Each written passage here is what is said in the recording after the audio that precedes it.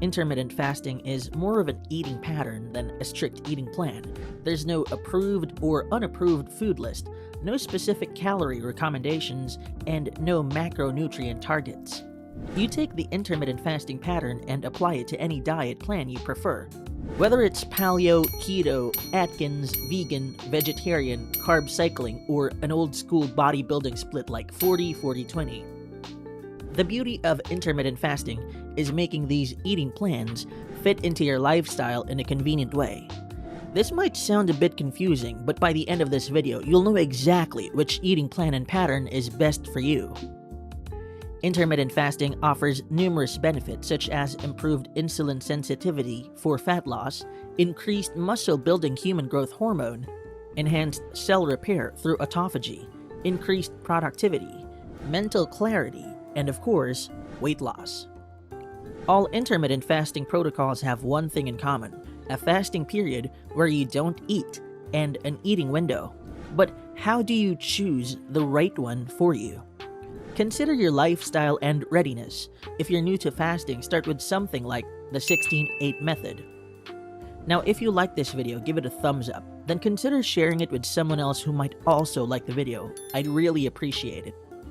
The 16-8 method is a great starting point. You fast for 16 hours and eat during an 8-hour window. Skipping breakfast is common, but you can customize your eating window to suit your preferences. Remember, to lose weight effectively, you should calculate your daily calorie and macro needs. You can choose the plan that suits you, whether it's higher carb or ketogenic. Spread those calories and macros to match your lifestyle and preferences. But what about managing hunger during your fast? Much of it isn't from a real need to eat, but rather a conditioned response. Your body adapts to your eating patterns, so start slowly and don't jump into tough fasting protocols right away. Here's some suggestions. Black coffee, water, green tea, and lemon water can help. If you're struggling, try a teaspoon of psyllium husk powder during your fast. Once you've mastered the 16-8 protocol, you can move on to the warrior diet, which is a 24 split.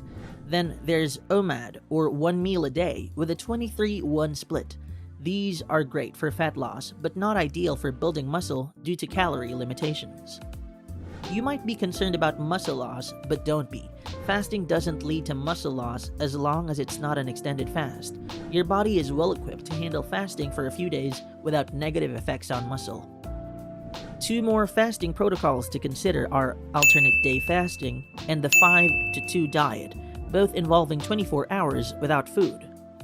Alternate day fasting switches between fasting and eating days, while the 5-2 diet involves 2 fasting days and 5 eating days each week.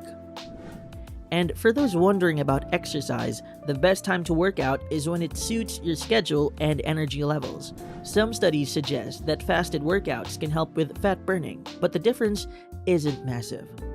Now, when it comes to breaking your fast, there's no need to overcomplicate it.